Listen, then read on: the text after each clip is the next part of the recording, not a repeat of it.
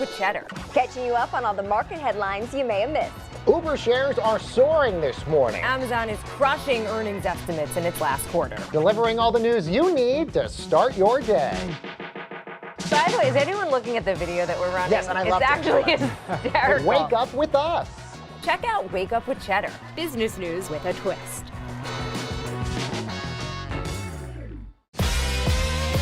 Kickstart your day with Wake Up with Cheddar, keeping you in the know of what's trending in the world from 7 to 9 a.m.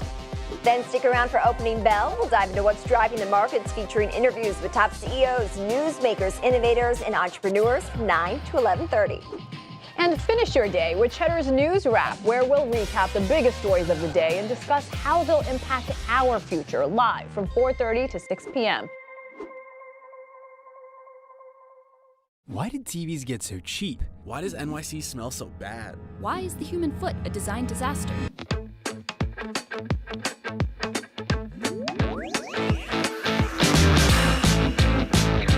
Why are some apps intentionally slow? Why does the US hate roundabouts? Why are our lawns shrinking?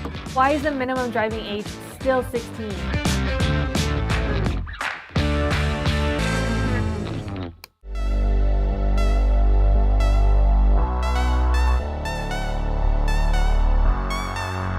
Fast Forward, the show all about what your food, entertainment, even handshakes of the future may look like in a post-pandemic world. The delivery component is going to become an increasingly important part of their business. Equity has to be front and center right now. You can get tested on Tuesday, but still catch the virus on Thursday. Very optimistic about the future.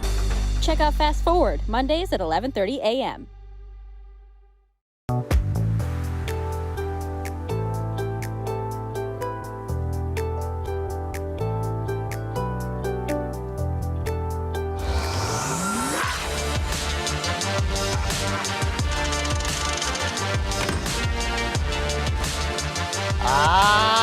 Yes.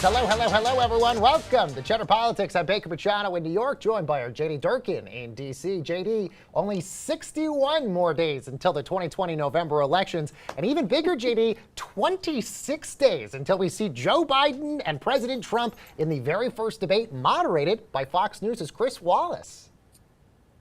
That's right, and now we officially know who is going to be on that list, despite the fact that the Trump campaign here, Baker, tried to put out their own recommended list of moderators. It does not appear as if the Independent Commission on Presidential Debates listened very closely to what the Trump campaign had to say. Yeah, even more disappointing, you and I did not make that list of the preferred people they wanted to do the moderating for that, but maybe there's always the next election. JD, our top story today, Democratic presidential nominee Joe Biden and his wife are visiting Kenosha, Wisconsin later today.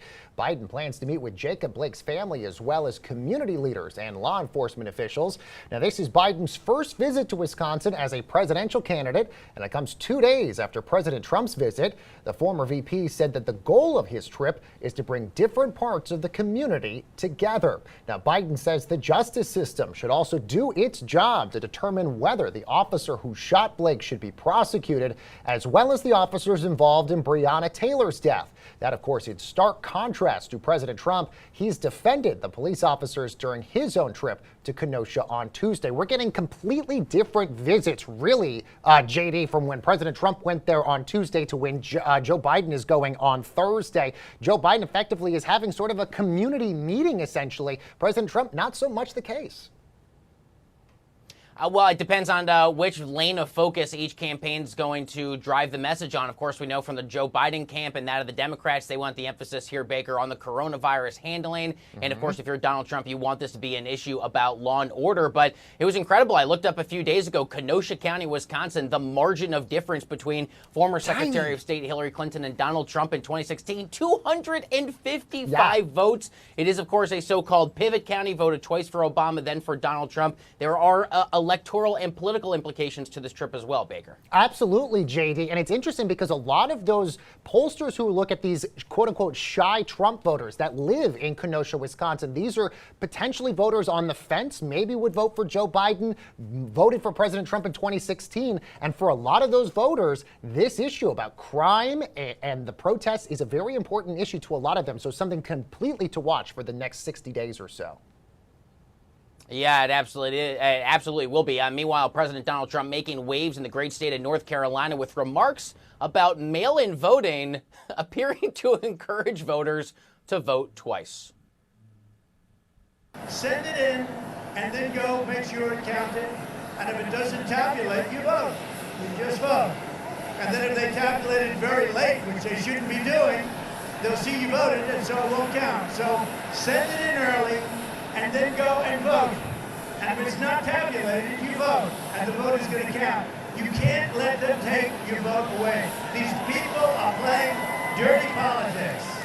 Dirty politics.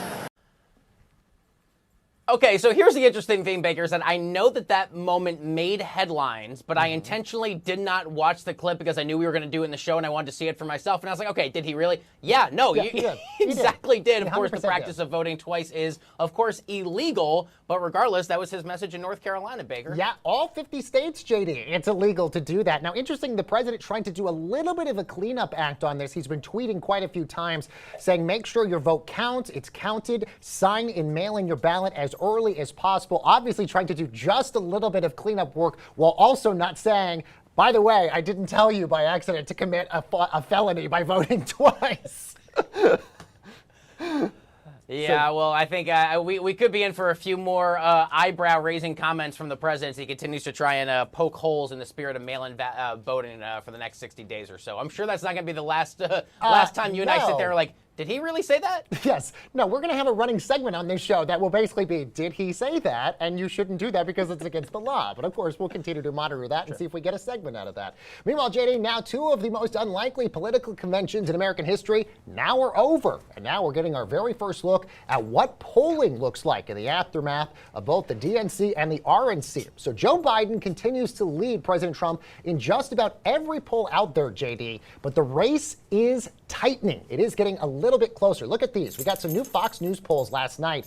It has Joe Biden ahead in the battleground states of Arizona, North Carolina, and Wisconsin, while the most recent USA Today Suffolk poll has Joe Biden with a 7-point national lead over the president. That's all not bad, but that is not the 12-point lead that the former vice president had back in June. Now, JD, perhaps most striking, Monmouth has a Biden poll with a 4-point lead in Pennsylvania. That same exact poll just a month ago in July was 13 points. It's interesting, JD, when you look at the 2016 numbers where Hillary Clinton was ahead in the polls in a lot of these big states, Pennsylvania, Wisconsin, Michigan, and Minnesota in particular. Those four states really in particular are going to be the deciding states on who is going to be in the Oval Office come January and who isn't. Hillary Clinton in Wisconsin was up by 3 points on Election Day in the polls, and we know President Trump won that Wisconsin by like 1/10 of a percentage point. They're expecting, pollsters are projecting at least a 1 or 2 point difference in President Trump and Joe Biden in these polls, which means Trump is in the margin of error in all of these states, and Joe Biden has not been able to put him away yet. And I would not be surprised, Baker, if that margin of error continues to shrink in a handful of these states, and it's basically going to be a jump ball, whereas if you ran the general election 10 times, Joe Biden comes out on top 5 and Donald Trump comes out on 5. It is funny to watch kind of Donald Trump, though, launch headshots at Fox News. He's been doing it on Twitter all morning. He says, well, the Fox News polling models specifically were wrong back in 2016. They were fake news. Our internal numbers are right. And to give them a little bit of credit, each campaign oftentimes does have their own internal numbers that don't get released publicly. That kind of allows them to adjust their strategy. But I think this effort from the Trump campaign to sort of blow holes in the ship of any and all pollsters that aren't going in their favor, something they did 4 years ago, something they're going to do again. But again, as you and I like to point out, the pollsters were kind of wrong once upon a time. Sure. So for the Trump campaign, you're going to continue to beat that drum, I think. You know, it's interesting. Nate Silver at 538 put out this projection on Twitter yesterday. He said if Joe Biden wins by over 5 percentage points in the national national head-to-head polls, there's about a 90% chance that he wins the Electoral College. But anything under 5 percentage points, let's just say it's 3 percentage points, he has a less than 50-50 shot of winning. And that goes to show Minnesota, Wisconsin, and Pennsylvania essentially are going to decide the election, JD. Yeah, Minnesota especially. That's an interesting one, right? The Trump campaign spent next to no money back in 2016, lost by only like 10,000 votes. Now they're dumping millions of dollars into winning it, and it could be a lot closer this time. By the way, and, we'll see what the Biden campaign has to say in Minnesota. Yeah, and by the way, speaking of Minnesota, we're going to talk to Minnesota Senator Amy Klobuchar here in just a few minutes, and we're going to ask her about the importance of her state in November as well.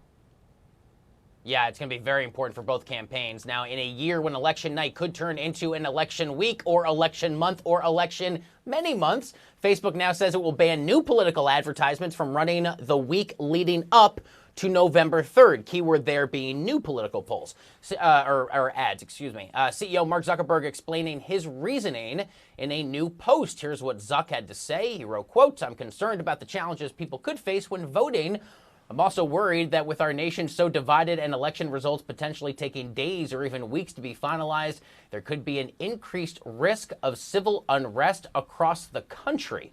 End quote. Facebook's also strengthening measures against posts attempting to dissuade people from voting. Post-election, Facebook says it will stop any candidates' attempts at claiming false victories by redirecting users to accurate information on the election results. Okay, so Baker, what's interesting here is clearly Mr. Zuckerberg has been dragged down here to Washington to testify in front of lawmakers multiple times during the Trump administration. We know there's been an open dialogue to some degree between himself and the president, but he continues to come under fire for simply not doing enough back in 2016 with the spread of misinformation, trying to make sure that Facebook users actively are part of a better and more informed citizenry. There's still a lot of work to be done, but it's kind of incredible that with 2 months left to go here officially until the election, they're still rolling out new policies in an 11th hour effort to try and correct the record and perhaps try and correct some of what they got wrong a few years ago. And by the way, I'm glad you mentioned the clarification on all this, because I think a lot of people were confused when Mark Zuckerberg announced this news this morning. This means, JD, candidates can't purchase Facebook ads a week before the election. So that still means political ads can run on Facebook. Let's say the Trump campaign or Joe Biden buys a Facebook ad right now for it to run on election day. It would still go. They just can't purchase new ads. Also, Facebook also saying they are still not going to correct any sort of misinformation that we might be seeing from political candidates. That's still a much bigger burden than any sort of political ad that a lot of them might be buying. And I know we got to wrap up the segment, but I will say, and that continues to be what separates Facebook from a lot of the other big tech companies. We watch Twitter grapple with this in real life with their media manipulation post. Twitter just announced a few days ago there's now going to be a new degree of transparency on troubling tweets. So every kind of big tech or social media company is going to have to continue to grapple with how do they make sure that the information that is spread on the platform is fair. And if things go wrong, like we've seen before, Facebook and them say, oh, well, we're not actually our direct publisher, so we can't be responsible for policing all of the material that's on our platforms. But clearly, as they've heard from both Democrats and Republicans alike on Capitol Hill, big tech needs to do more to step up in the fight. Oh, yeah, this is not the last we've heard of that. All right, coming up, guys, we have a big sit down. Minnesota Senator Amy Klobuchar joining us next. Don't go anywhere.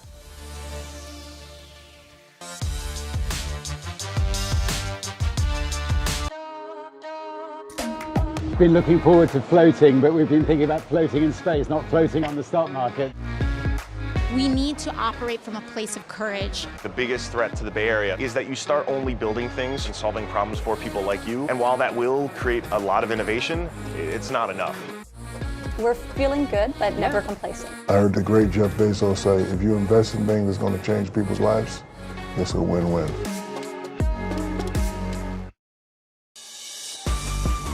People are concerned about their health, the health of their families. We've taken our foot off the gas. This has to be the opportunity that we all take to do better. Change is possible. What impact will this have on the election? We are not going to know who won the presidency on election night. At this point, what does he have to lose? It's incredible that every presidential election, it really just comes down to a handful of votes that separates the winner from loser.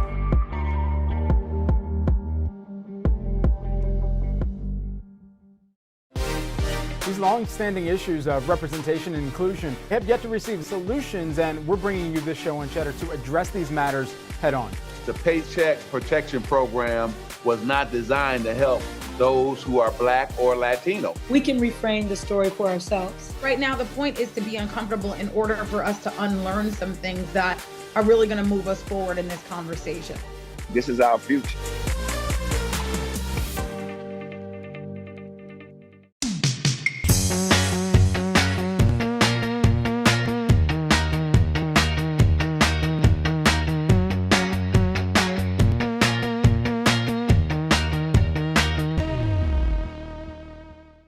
Laura Ali, host of Cheddar's Who Knew, the show that answers the questions that you didn't even know you had.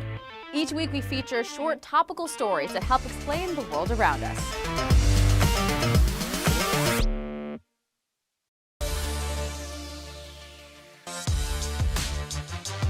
And welcome back, everyone, to Cheddar Politics. I'm Baker Machado. The pandemic has shuttered large swaths of small businesses across the country, many for good, and many of which will not be the same once the pandemic is finally under control. And all because of this, our next guest has introduced a bill to help struggling performing arts venues.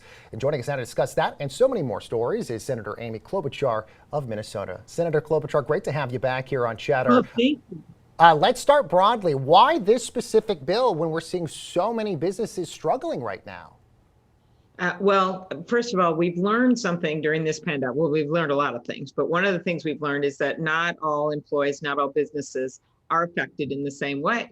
And so one of the things that we have seen is that some of the first businesses to close and some of the last to reopen are going to be music venues and theaters.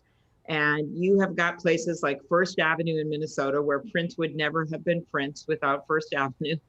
You've got places like I was at yesterday, which is Moorhead, Minnesota, their Blue Stem Amphitheater, or the Fargo Theater.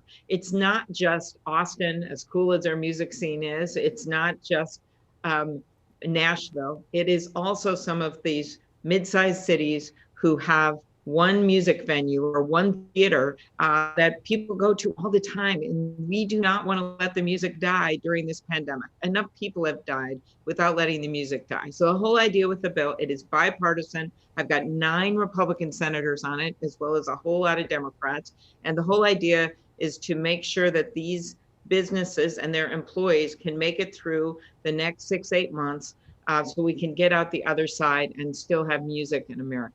And amen, we need that. We got to have music in this country. I'm 100% there with you. And I'm glad you're getting bipartisan support on this with John Cornyn helping you as well. Is the hope that this would then get folded into the coronavirus stimulus package? Or do you even think that we still might even get some sort of coronavirus relief package?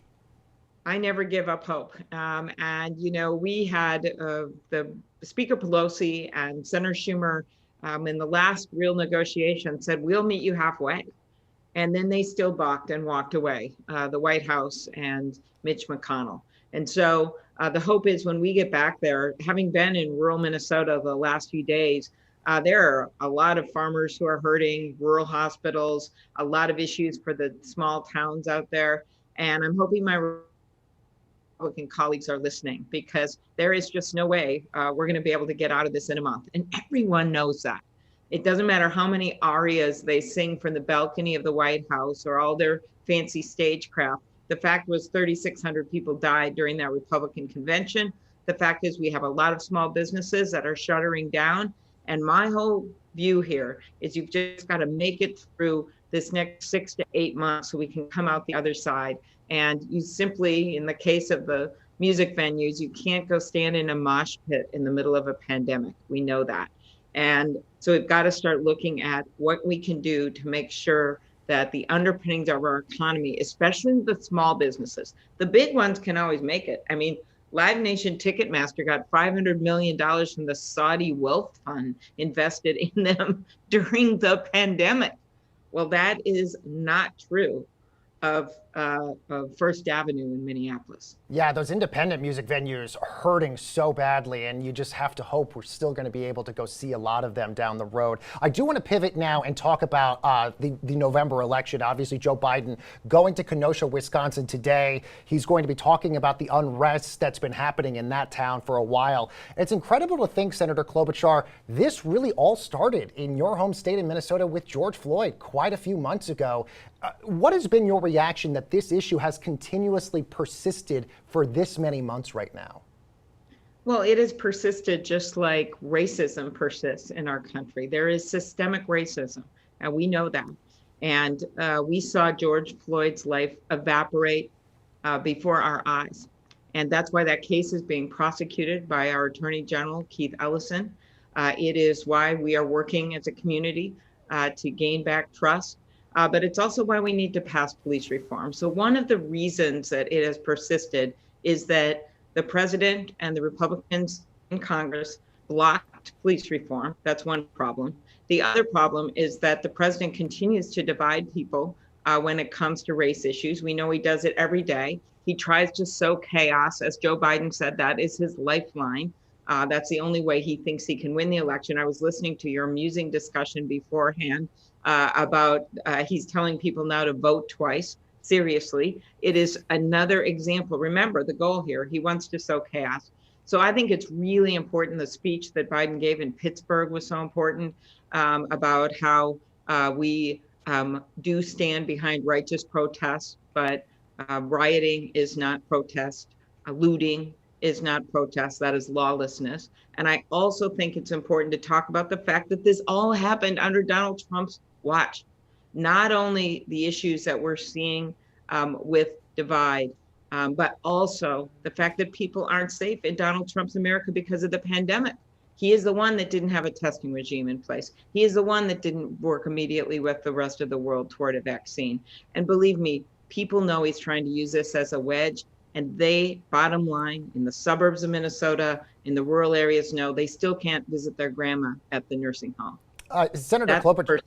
Yeah, Senator Klobuchar, I do want to talk about your home state of Minnesota. I think a lot of people forget how many votes Hillary Clinton ended up winning and prevailing in that state. About 44,000 votes is how many more she got in 2016. There's Democratic operatives now in your state that are sounding the alarms that President Trump could win Minnesota in 2020, and he might win the White House as a result of that.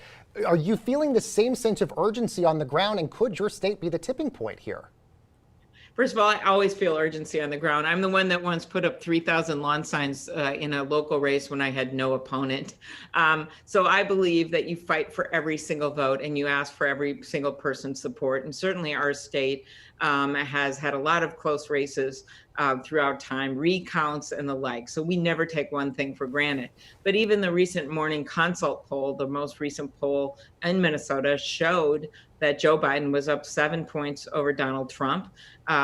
We have strong operation going here in Minnesota. Joe Biden is running ads. He's not taking anything for granted. And we are going to work hard for every single vote. And you see it with the suburban vote. And remember, elected a Democratic governor and a strong Democratic slate in Congress after Donald Trump was president. In 2018, our state came roaring back in a big way because they didn't like the kind of divide that they saw with Donald Trump. In our state, people work hard and they expect a federal government that works for them. All right, Senator Amy Klobuchar, great to have you here. Thank you so very much for joining us today. And coming up next, everyone, Joe Biden, as we say, is visiting Kenosha, Wisconsin today following the police shooting of Jacob Blake. The latest on the protest when Cheddar Politics returns after this.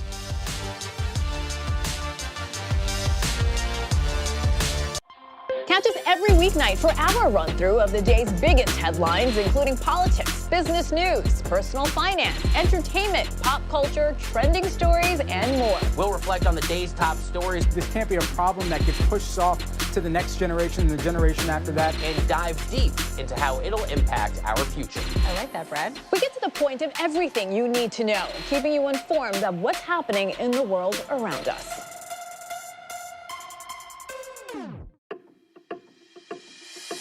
What is the latest there? We're already seeing the shortages of masks, protective gear, and ventilators. Some hospital systems already have shifted to trying to put 2 patients on 1 ventilator.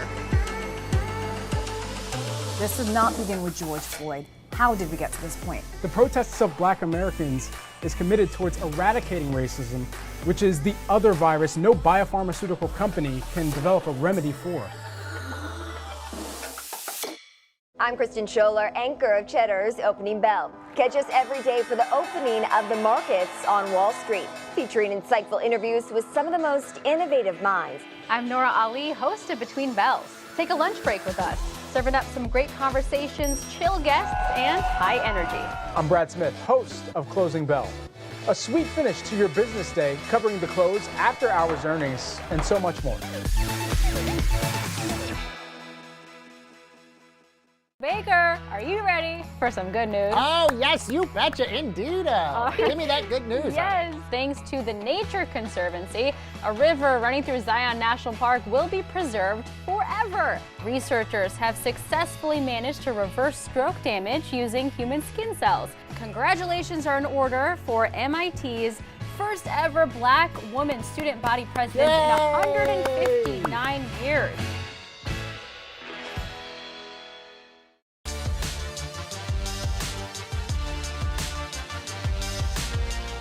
All right, everyone, welcome back to Cheddar Politics on this Thursday. Kenosha County, Wisconsin lifted its curfew yesterday as Mayor John Adamarian says the protests over the police shooting of Jacob Blake have been relatively peaceful. Joe Biden will travel to the community of Kenosha today, just 2 days after President Trump made his own visit. Join us now is Michael Harriet, senior writer at The Root. Michael, a big fan of your work, thrilled to have the opportunity to sit down with you here.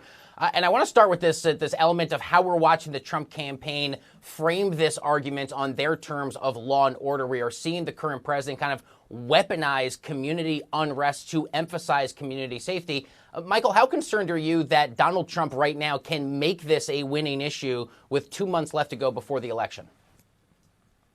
I don't think there's much danger in it. I think the people who are concerned about law and order or the lack of law and the prevalence of disorder also know whose administration was in power when this illegal disorder happened, which is the Trump administration. And so I think to make that argument, you can't leave out the fact that, oh yeah, I was in charge when the law and the illegal disorder happened. So, I think you also have to remember that many of these people, for whatever reason, also know why this law and order is needed, because police keep shooting Black people in the face. So I think you can't separate those two and have a conversation about one without having the conversation about the other. It's like if someone left a pot of gold on their porch and then complained about it being stolen. Yeah, but you gotta talk about the gold on your porch first before you get to the thieves keep robbing me. Michael, more broadly, a lot of people are framing what we are experiencing right now in this country as a unique moment, but you've done a lot of outstanding writing at The Root, really digging at the original sin of slavery in this country and indicating that the underlying fundamentals that have in part led to where we are, they stretch back centuries. This is not a new moment that we're experiencing in 2020. How should we be framing this what some people call a moment of racial reckoning? I know you frame it more broadly, but how should this moment be viewed in terms of bigger strokes through the lens of American history? I think we have to look at this moment as well, first of all, you can't judge it unless you see results, right? Because it's not like police started killing Black people yesterday, or this is a new phenomenon. Martin Luther King talked about police brutality at the March on Washington. We talked about it during Reconstruction. There's never really been a moment that there hasn't been police brutality against people of color and specifically Black people.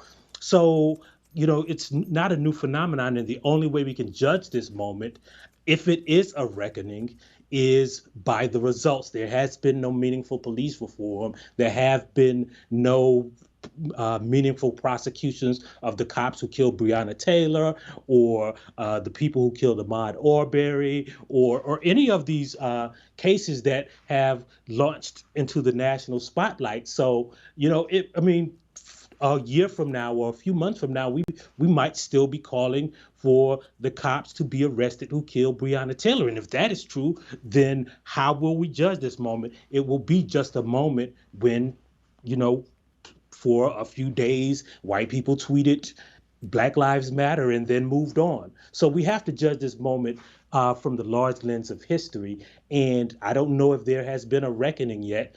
And, if the status quo wins, then I won't say it's been all for naught, but a lot of these measures would have proven to be performative. Michael, I was really struck by a recent piece that you co-wrote with Pharrell Williams, in Time, and I do want to bring our viewers' attention to something that really struck me. You wrote, America's wealth was built on the slave labor of black people. This is our past. To live up to America's ideals, we must trust in a black vision of the future. Michael, I'm curious kind of how, first of all, how this piece sort of came together with you and Pharrell, number one, but number two, where does the United States need to go from here in order to better strive towards parity? Right. So I think the piece started, Pharrell and I have been friends and have, talk about these kinds of issues all the time, almost specifically about these issues for a long time. And so when he called me and said, I'm doing this thing for Time Magazine, what would you like to do? I told him, anything that you'd like me to do. So that's how it began. And as far as, what America needs to do, I always remind people that, if you go to court and, someone steals from you and that person is convicted, the judge doesn't just say, I got to send this person to jail. That's just punishment, right? In order for there to be restitution, you have to make the person you stole from whole. And while we often focus on slavery, we can't forget that the middle class of this country was built on the New Deal, which was specifically excluded black people. We talk about the lack and the disparities in school funding, and we can't forget that redlining, which was caused by the New Deal, funded that. So for most of this country's history, it plundered the wealth of black people and gave it to white people. That's why we have these colleges that were funded in the 1800s when black people were paying taxes but couldn't go to those schools. And that's the same with public schools. That's the same with all the community buildings that you see. So to make black people whole, you have to have reparations. Michael, I'm rapidly running out of time, but here's a question I really want to ask you about through the lens of representation and inclusivity. Mainstream newsrooms, let's admit it, they are dominated oftentimes by straight white male journalists. What recommendations would you have to allow for more representation, more voices at the table? What part of this conversation do you want newsrooms to better understand? I think that we all know that you can't build a football team with all wide receivers or a basketball team with all point guards. The more diverse any organization or any team is, the more varying viewpoints that you have to offer to your readers, because as America grows more diverse, the media has to reflect the viewpoints of all of its constituents and all of its customers. So they have to diversify these newsrooms and make them mirror the communities they serve. Michael Harriet, senior writer over at The Roots, an outstanding writer at that. Michael, thanks a lot for taking the time. Great to have you here on Cheddar Politics joining us today. Coming up here on the show, everyone, people with felonies face confusion on their voting rights. The Florida Rights Restoration Coalition is trying to help. We talked to the organization's executive director, but first, our own Brad Smith will sit down to join us for another edition of Battleground Showdown. Stay tuned.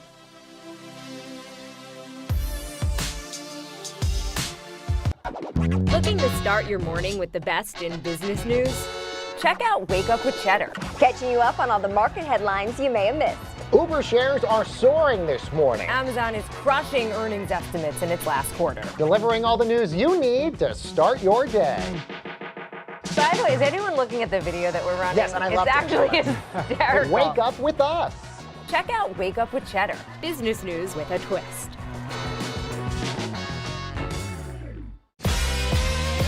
Kickstart your day with Wake Up with Cheddar, keeping you in the know of what's trending in the world from 7 to 9 a.m.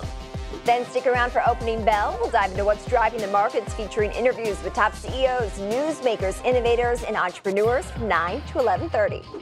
And finish your day with Cheddar's News Wrap, where we'll recap the biggest stories of the day and discuss how they'll impact our future, live from 4:30 to 6 p.m. Why did TVs get so cheap? Why does NYC smell so bad? Why is the human foot a design disaster?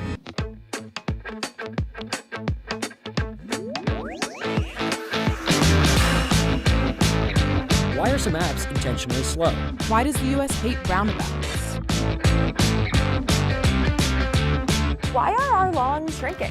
Why is the minimum driving age still 16?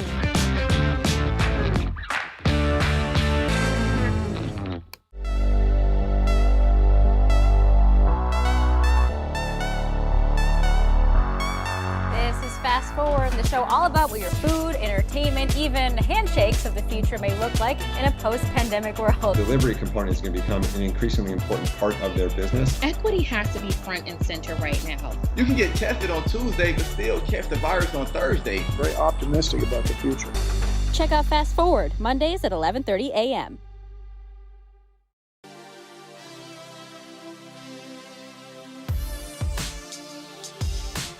All right, now, everyone, welcome back to the show. It's time now for a battleground breakdown. Let's turn now to our own Brad Smith, who's standing by for us in New York. Brad, what's the latest? Hey, good to see you, JD. Yes, Battleground Showdown. This edition, we'll call it the Wolverine War, the alternate and working title, Michigan Migraine, because that's what I got after diving headfirst into this state's past and drawing parallels to the current times. So come on this journey with me. Here is the origin story for you.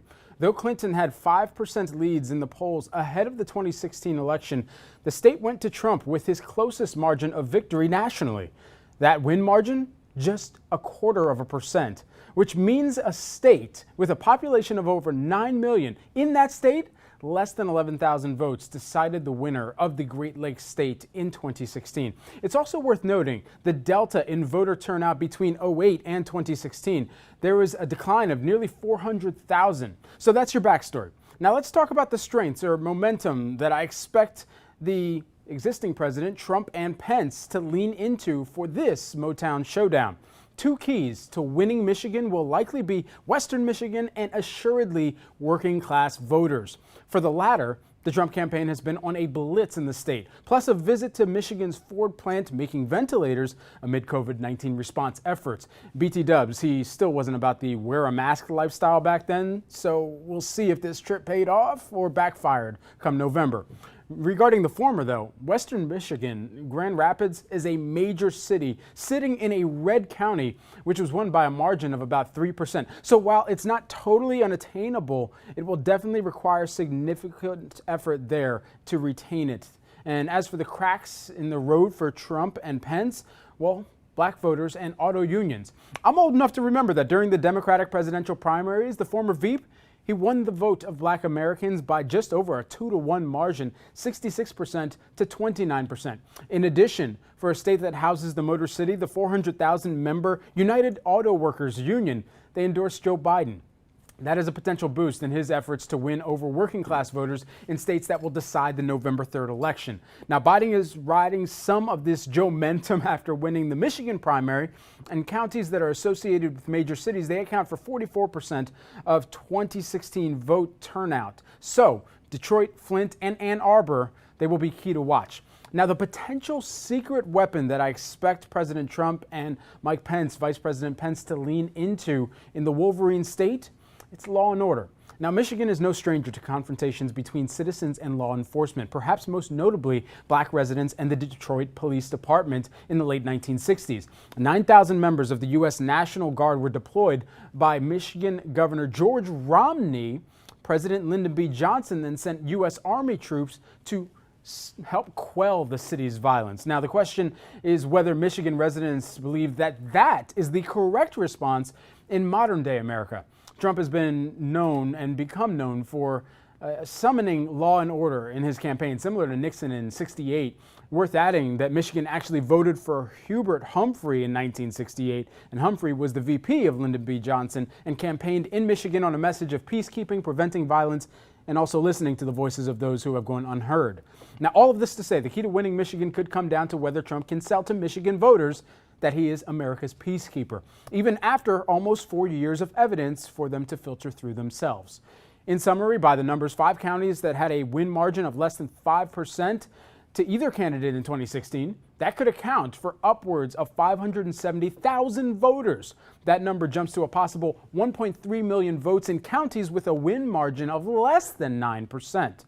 Trump has his largest polling deficit in this state, but amid the coronavirus and its impact on that state's turnout and perceived response from national, state, and local officials, that may also be a determining factor in the 2020 general elections, as voters in this state, they have the lowest percentage of uninsured residents under 65. So healthcare is also important to the people of Michigan. Those are a few big issues to keep your eye on when looking at this battleground state. JD?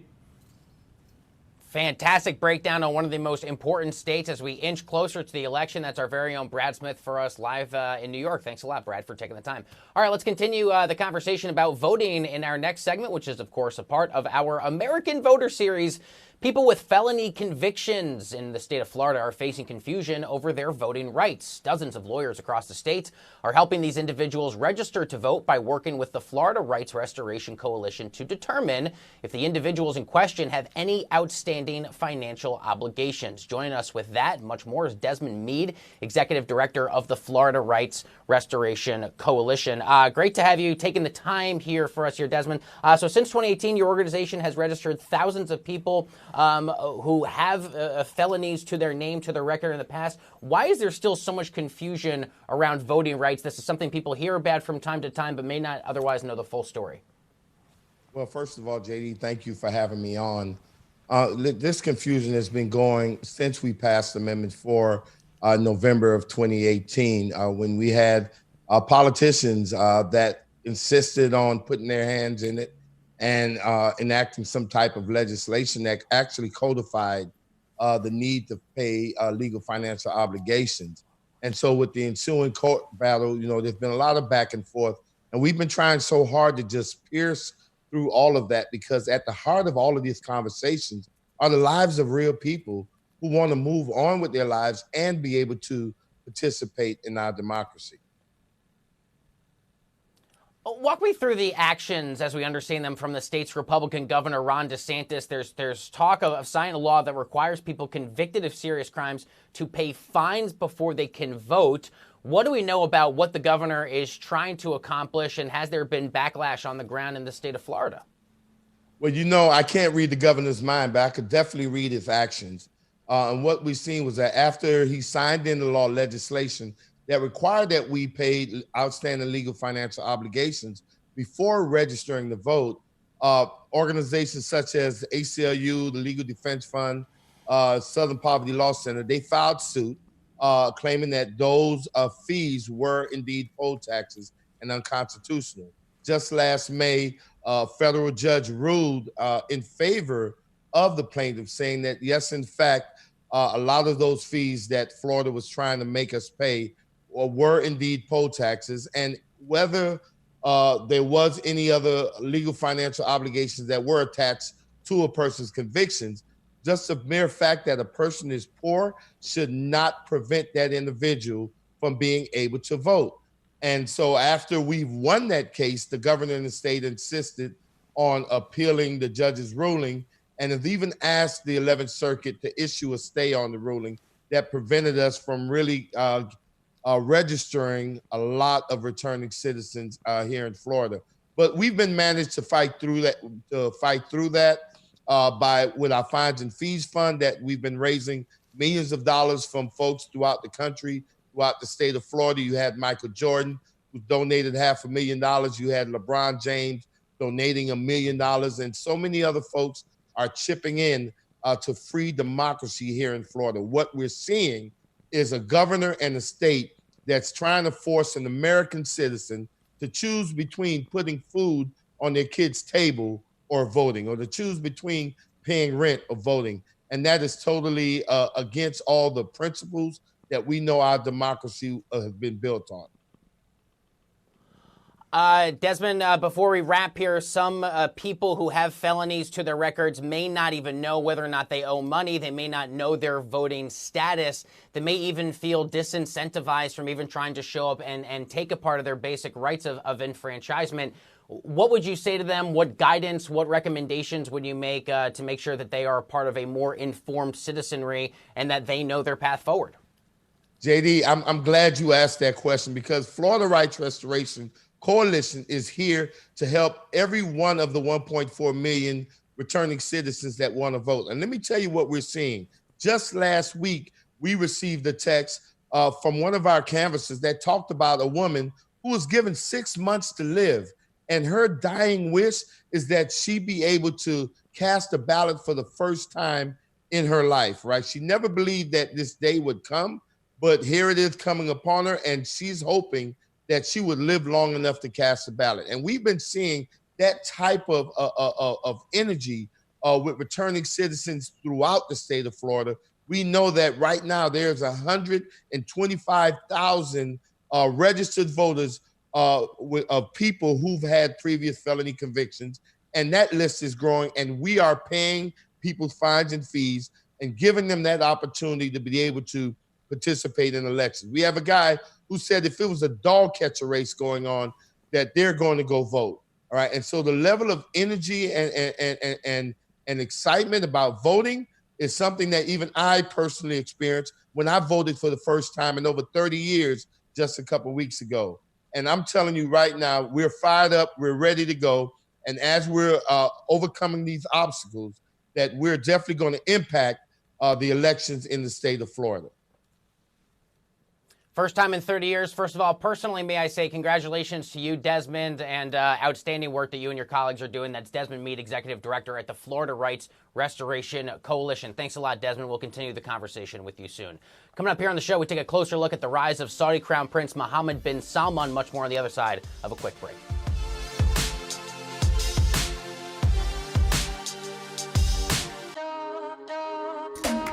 Been looking forward to floating, but we've been thinking about floating in space, not floating on the stock market. We need to operate from a place of courage. The biggest threat to the Bay Area is that you start only building things and solving problems for people like you. And while that will create a lot of innovation, it's not enough. We're feeling good, but never complacent. I heard the great Jeff Bezos say, if you invest in things that's going to change people's lives, it's a win-win.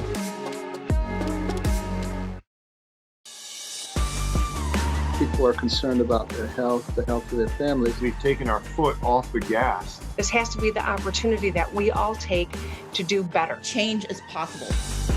What impact will this have on the election? We are not going to know who won the presidency on election night. At this point, what does he have to lose? It's incredible that every presidential election, it really just comes down to a handful of votes that separates the winner from loser.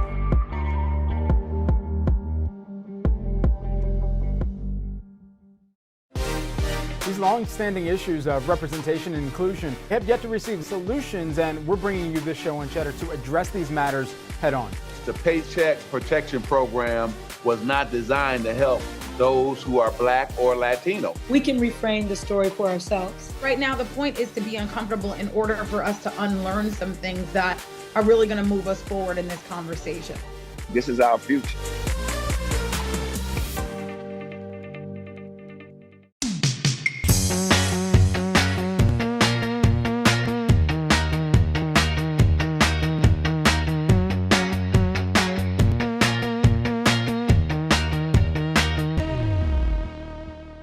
I'm Nora Ali, host of Cheddar's Who Knew, the show that answers the questions that you didn't even know you had. Each week we feature short topical stories that help explain the world around us.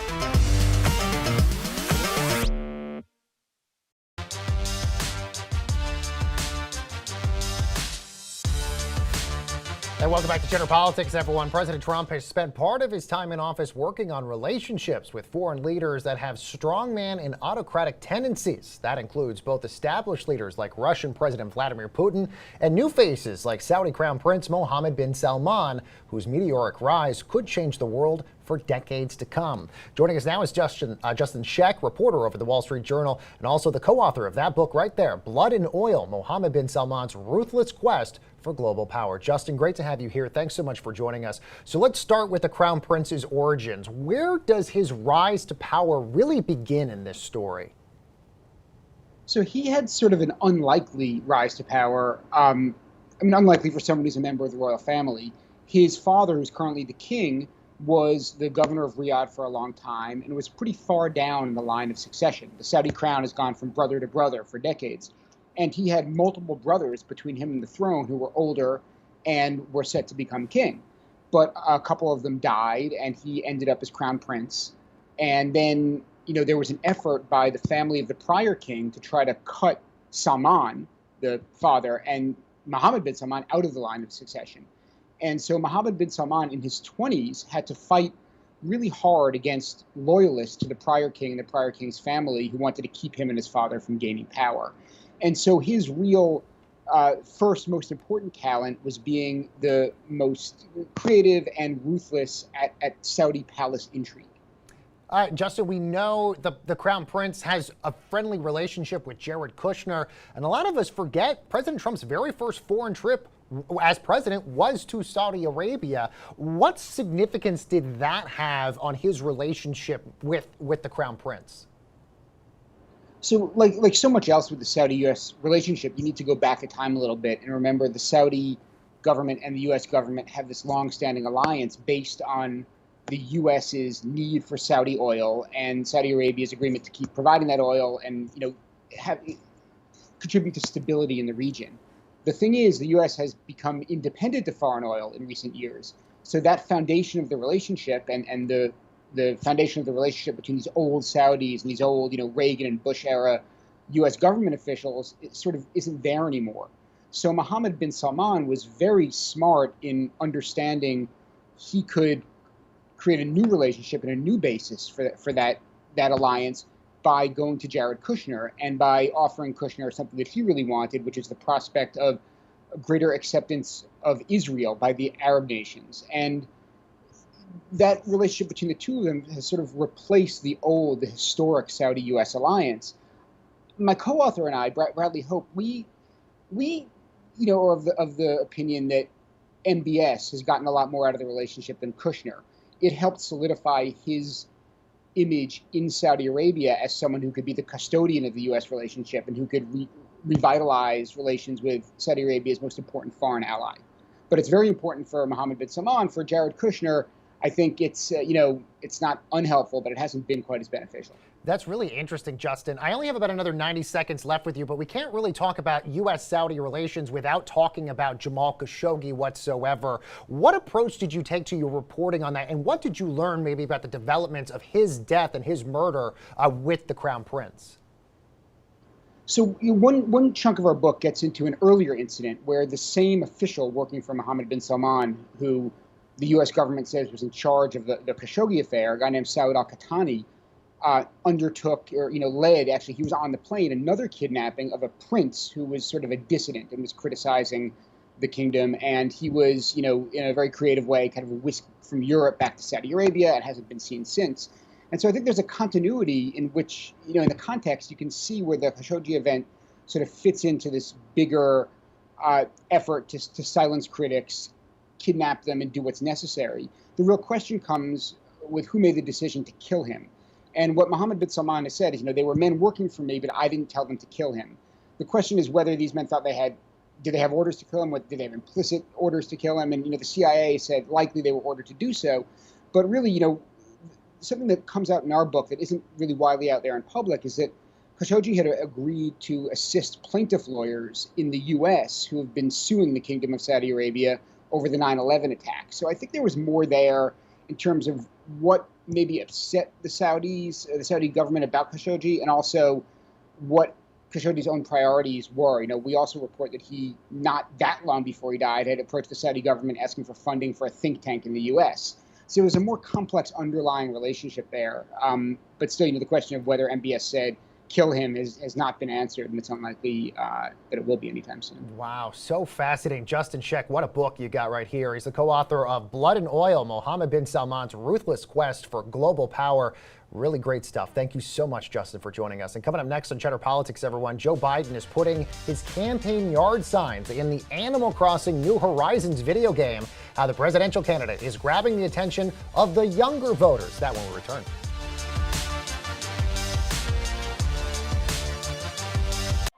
Catch us every weeknight for our run-through of the day's biggest headlines, including politics, business news, personal finance, entertainment, pop culture, trending stories, and more. We'll reflect on the day's top stories. This can't be a problem that gets pushed off to the next generation and the generation after that. And dive deep into how it'll impact our future. I like that, Brad. We get to the point of everything you need to know, keeping you informed of what's happening in the world around us.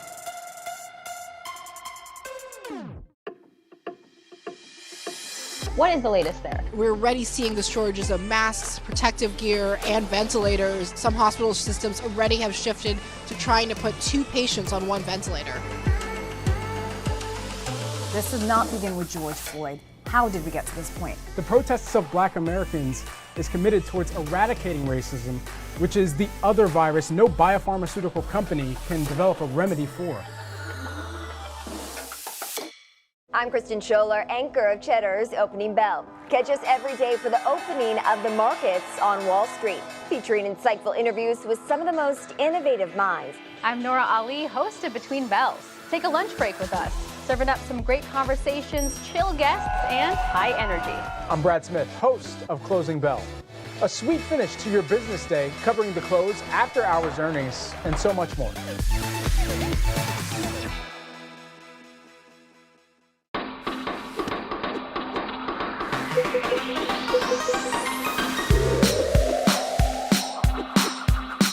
Cheddar's Need to Know podcast, hosted by Emmy-winning journalist me, Jill Wagner, and me, Carlo Versano.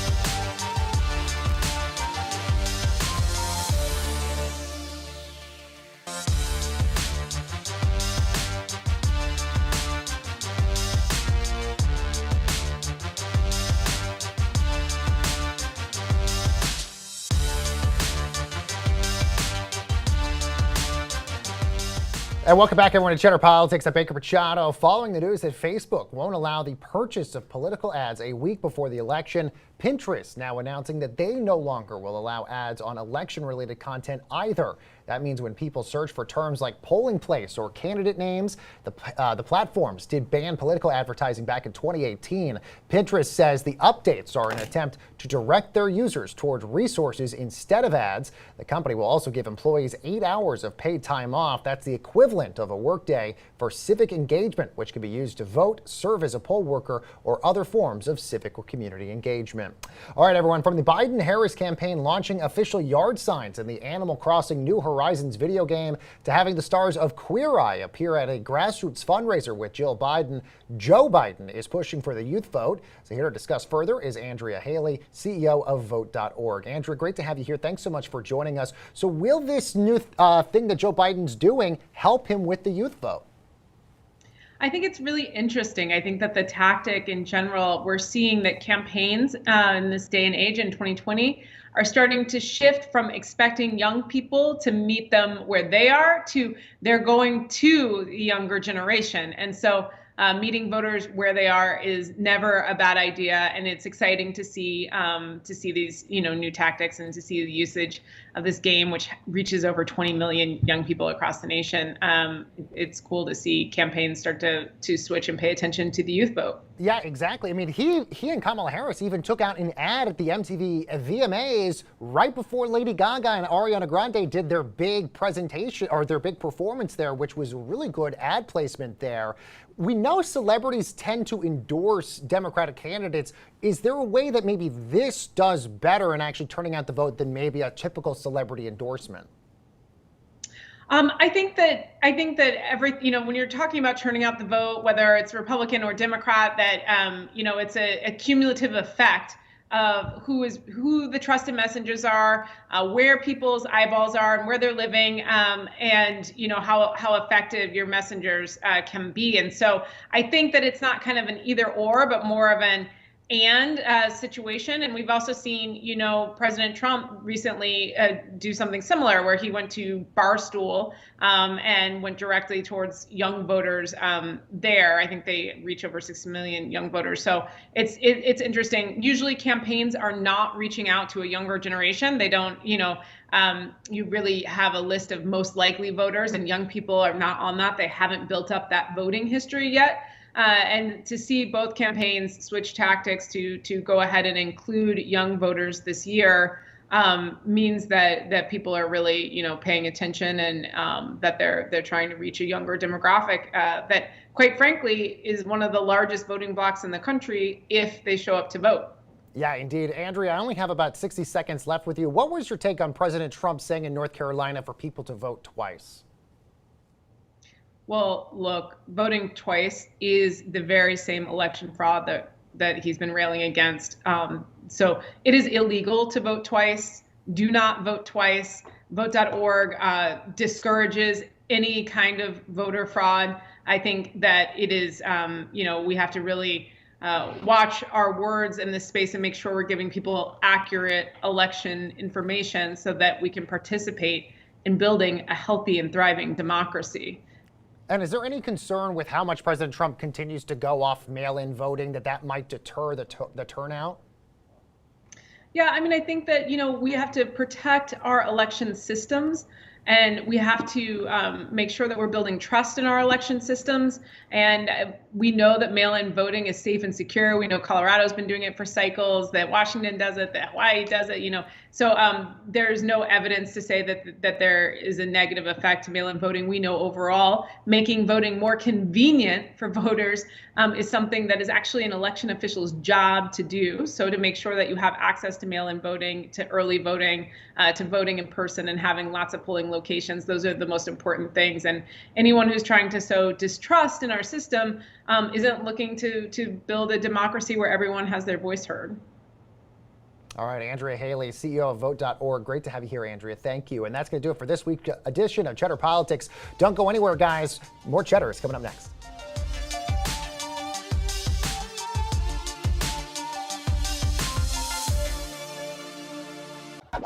Looking to start your morning with the best in business news? Check out Wake Up with Cheddar. Catching you up on all the market headlines you may have missed.